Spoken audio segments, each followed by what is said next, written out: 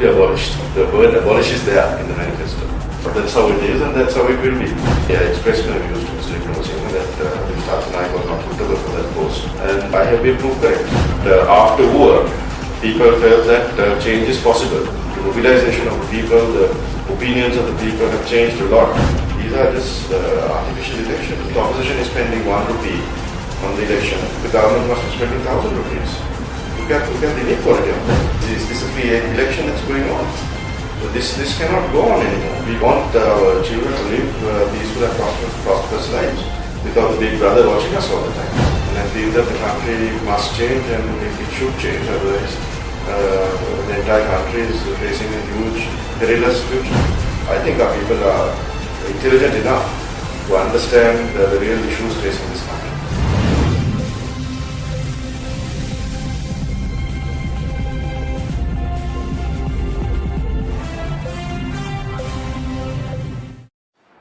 We welcome former Minister of the UPFA government, Mr. Navin Dissanayake, who was one of the few MPs who left the government to join campaign of the common opposition to this interview with Daily Mirror Online and the print. To start off with, Mr. Dissanayake, there was this accusation. There was the state media after your first press conference regarding the offer of 100 million rupees. The state media seemed to have played a video where you had planned this whole thing out. What is your response to that, Mr. Dissanayake? No, actually I made a comment on that, and the issue I think has kind of rested a bit now because once I made this statement that I was offered 100 million to stay in the government, the CID contacted me and wanted a statement from me. Then after that I took legal advice and my lawyers wrote to the CID pointing out that there is no formal complaint. So the CID can only act on formal complaints. So after that they have not got back to me because there is I think a discrepancy in the law which the CID has not understood, because if it's a bribe then the bribery commission has to get involved. After that there was, in one of these websites, there was a dubbed voice recording of mine purporting me to talk with some people. So the people who actually heard that and people who know me very well and who have interacted with me and who know my voice, they are very firm that it was not my voice. So the point is that the state always does this kind of thing to kind of entrap and kind of get people involved in kind of false things. But was there actually an offer made to you? There was definitely an offer. I'm not a character who would say otherwise if there was not an offer. And why was there no complaint made regarding that by you? No, because I felt it was not necessary. It was made by a person I know who is also part of the government and who's a businessman. So I felt there's no need because I don't want to put him in difficulties. Mr. Dissanayake, moving on out of that issue, there's a lot of insinuation that the entire campaign manifesto, as Mr. GLP said, had pointed out, is a lot of whitewash. There's no substance in the whole constitutional reform and all of that. Yes. What are your views on this, Mr. Dissanayake? Actually, this is a kind of typical negativity that a state that is on the way out would come up with. First, the argument of not having a kind of a confused manifesto. So many parties saying so many things. But the point is that there is one document, that is Mr. Maithripala Sirisena's manifesto, which we can all go by. So all parties agree on that. And the one most fundamental aspect of that is the abolition of the executive presidency, which is very, very important and paramount. But there is no abolition of the. I went through the manifesto, Mr. Dissanayake. There was nothing about abolition of the executive presidency. It says change. No. It says very clearly the abolition, the executive presidency will be abolished. The word abolish is there in the manifesto. So that's how it is, and that's how it will be. So the argument that Professor Peiris raises does not hold water, because the sovereignty rests with the people as far as the constitution goes. So if the people give a mandate for Mr. Maithripala Sirisena to abolish the executive presidency, Then, as far as his manifesto is concerned, he again specifically says that he has the confidence to get the SLP members on board to get the 2/3 necessary to abolish it. So I think that is the general idea of where Mr. Maithripala Sirisena is heading. So the argument that this is a very kind of hodgepodge, the word hodgepodge was used, I don't think Ministry Nankans understand that word also. To say that it's a very confused thing is not correct. A lot of thinking has gone into it, and this particular individual is not the only intellectual in this country. Mr. Dissanayake, so moving on to the reasons of your defection from the SLFP. You defected from the UNP, you went from the UNP with 17 MPs. Are there any regrets of going to joining President at that point? No, I felt that at that time, the circumstances were very different, and there was a very formal agreement between the United National Party and the SLFP, if you recall, Malik Samaravikrama, Maithripala Sirisena agreement, which they both signed at Temple-Trees, where the United National Party pledged its support in Parliament towards President Mahinda Rajapaksa, but especially to finish the war. So then there were certain things that happened which kind of pulled that whole thing back. So then I felt at that time, as a son whose father has been lost to terrorism, that I should put my full weight to stop that. And a lot of people didn't believe that it could happen. A lot of people were very skeptical that the terrorism can be defeated by this military methodology, but it has been proven correct that it can be done. So I have no regret about that. Over a period of time, I felt that the country was heading towards the wrong direction. Especially, I was one of the few government ministers who came out and highlighted the massive financial corruption that's happening in this country. So I feel very happy that I was able to do that, and I have no regrets about that. And I feel that the country must change, and it should change, otherwise the entire country is facing a huge, perilous future.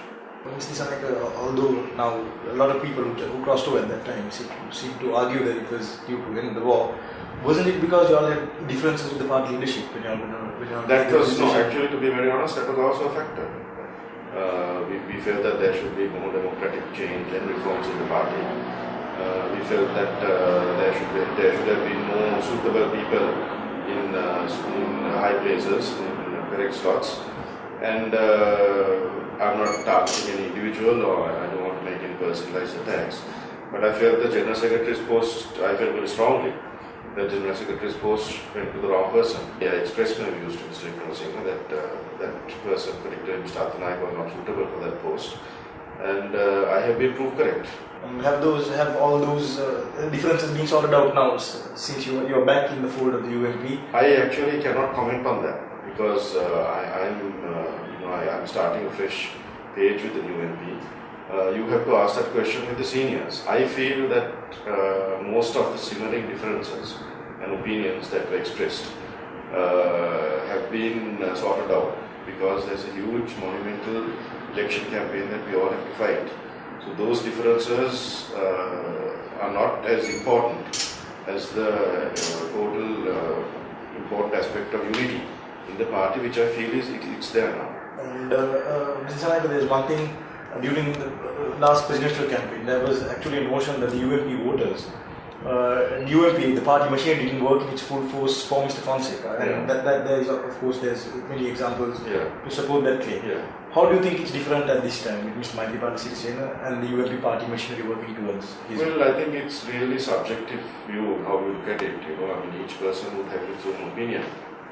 For example, in my father's campaign in '94, this kind of theory was also there, that the party machinery was not fully working. Then 2010, I can't really believe that I as a grassroots organizer felt the UNP was working. But now I feel there is a huge difference because number one, the UNP realizes the stakes in this game. It has been in opposition for so long, and the UNP has a vision. It has a good economic policy, and whatever differences I've had with Mr. Vikramasinghe, I have to emphasize the fact that he is a clean politician, and nobody can accuse him of corruption. So I feel this is a huge strength for him. And I feel the combination of Mr. Maithripala Sirisena and Mr. Wickremesinghe working together is a blessing for this country. And how comfortable do you think the people would be, Mr. Dissanayake? You reiterated about Mr. Wickremesinghe, but he has been rejected all along. For over 28 elections, he's been rejected by the people. Yeah. So how comfortable do you think that people would be voting for Mr. Maithripala Sirisena to get Mr. Wickremesinghe into power? Well, let's look at it like this. I mean, Mr. Wickremesinghe had all options without any hurdles to be the candidate. Yeah, but he would have lost. There wouldn't have No, been a chance. no. That's not the point. The point is that he forsake that option because he felt there was a better candidate. And that I think is a huge sacrifice. On 2 occasions he's done that. So the fact whether he lost or won is pure conjecture on my part. I mean, he would have, he would have rallied the National Party. It would have been a straight elephant and a hand contest then. But here you had other forces coming in, like the Hello movement, which we never thought would have broken from the government. Then the rift within the Sri Lanka Freedom Party is a huge rift, although it is seen as like 9 or 10 MPs or cabinet ministers coming on. It is actually much more deeper than that, and I think all the leaders know that, because you said that the UMP is not putting its full strength. I can assure you that from my contacts and my understanding of individuals, I would say at least 40% of the SLF players are not really getting down to it and working. So that's why these intellectual frauds come up and say that there's going to be instability. Actually, strangely, I was watching an interview of the ex-foreign minister of Iraq, of Tariq Aziz, who on the BBC just before Saddam fell was saying the same thing. Instability, you have such a good economic picture, people don't want to change all this, but actually the real ground situation is something else. So I feel like the mobilization of the people, the opinions of the people have changed a lot over the last 6 months, particularly after the provincial council election, where people felt that change is possible. This was a huge monolithic structure with the family. You voted for the 18th Amendment, and one of the reasons the 18th Amendment was voted in for was stability, long-term stability for this country. Yes.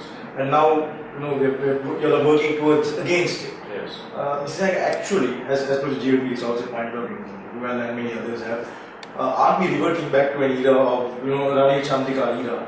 Well, personally on the 18th Amendment, I felt that although unconsciously I should not vote for it, I voted for it. And therefore I feel sad that I did that. But then again, when you're in a democratic setup with a huge government majority, you cannot be isolated. If you are going to survive in politics, you have to just go on with the flow. Saying that, I remember my father also, he fought against this Bandaranaike civic rights, and he expressed his opinion inside the UMP, but he had to vote with that amendment, with that law. So I'm not justifying my actions in any way. I felt that it's a wrong thing, and I will live for the rest of my life with that.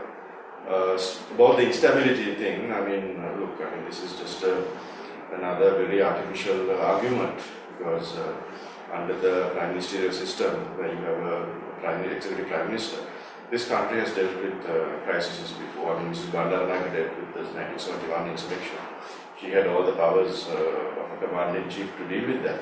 So it is timely that we get rid of this executive presidency, because it's very so cantankerous, and it is so evil that one person having so much power, unaccountable power.